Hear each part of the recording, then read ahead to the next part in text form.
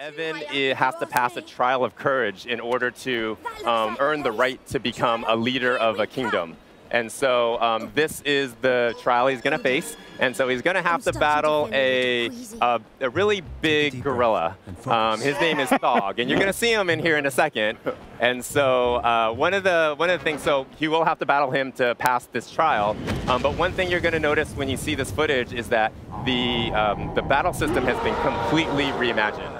Okay. So in the original Ni No Kuni, it was kind of a hybrid of real-time action, but also with menus where you kind of gave commands to your familiars and those other characters. Right. Here, everything runs in real time, so it's full action combat. Wow. You'll see right now, Evan, of course, he has a lot of different attacks at his disposal. So he's got different short-range attacks. He can do combos. He has a wand for long-range attacks. He can also cast or use special skills. And so those skills are all kinds of different magic effects. And then one new thing for in the battle system are those little sprite-looking characters. So and they are called? And they are called Higgledies. Higgledies. They are Higgledies. I love that. Higgledies. I love them. And so you can see they have kind of a mind of their own. So they have their own intelligence. They'll attack the enemies. They'll do different things. They'll distract them. But at the same time, there's kind of two main functions for them in battle. And so one of them is when you see that little light circle, that's when the Higgledies kind of gather together, and then you can give them a command, and then those commands that you can give them will buff your party. Oh, so wow. They will either increase your defense, increase your attack, sometimes they'll heal you. The fire ones, so the little orange-red ones, they'll put up a fire shield that will block most, or if not all, fire damage. And so, so that's one way that you can use the Higgledies. The other is when you're using skills, you can charge those skills, and then the Higgledies that are close to you, they will kind of jump in and they'll augment your skills. So if you have like a water ball attack, like a long-range attack, and then you have the fire Higgledies kind of jump in and augment it, then you'll do like a fire-water ball attack. And so much going on the screen right now. I'm obsessed with these Higgledies, dude. I mean, look, I'm just gonna throw it out there. I'm gonna get a Higgledy tattoo. My next tattoo. Where? Right on the chest. Right on the chest. Right on the chest. No, there's so much going on, and like you said, this is so different from the original combat system. Yeah. Let's talk some more about some of the changes you guys made with the combat. Now, to my understanding, you can actually switch characters in combat too. So on the fly, you can switch to any of the characters in your party, and so in the E3 demo, we locked it out, but like for this battle, you'll be able to switch between Evan, and in his party there's Roland and Tawny. So you can switch on the fly. They all have slight variations of their strengths and skills, and so you can definitely use the different characters that you want to use to battle the different bosses. Nice.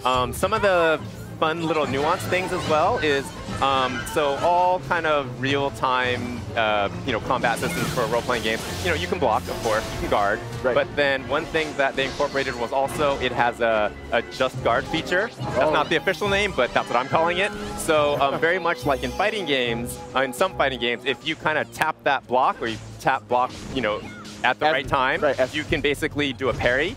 Here it's not a parry, but you can basically negate damage if you do that and you get kind of a nice to show up. So there's lots of little nuances that they did to kind of incorporate the skill of the player while you're in battle without breaking the whole kind of leveling up system as well, because the action RPG's combat is really tough because you need the leveling and you need the progression of your characters to grow stronger as you play through.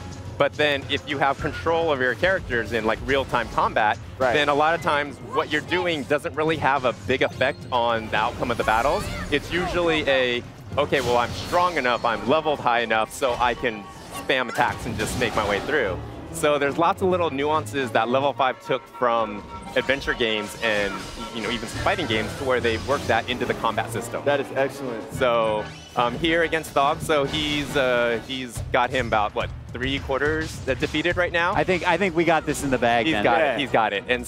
And what's really fun is when you see like the bosses and all the enemies, all their animations and all the character that they have. It's so great because there's all these little details that you don't even notice. Like there's times where he'll kind of stop, he'll kind of scratch his head, and things that are not really necessary for the actual combat, but they're just fun little animations that help give character to not just your characters, but also to the bosses and the enemies and the higgledies and everybody. I almost don't even want to beat this boss. He's kind of cute in his own gorilla-like way. I mean, let's be honest. All right, I know you guys get asked this question a lot, but if someone didn't get to the first Ni No Kuni, can you just jump into this one and play? Yes, you can jump right in. The characters and the story are completely different, so it doesn't tie to the first Ni No Kuni at all. Again, level 5, they wanted to make sure that new fans and old fans could enjoy Ni No Kuni 2. So the story, the characters, even the world itself is different than the original, so you don't have to have played that first game in order to enjoy Ni No Kuni 2.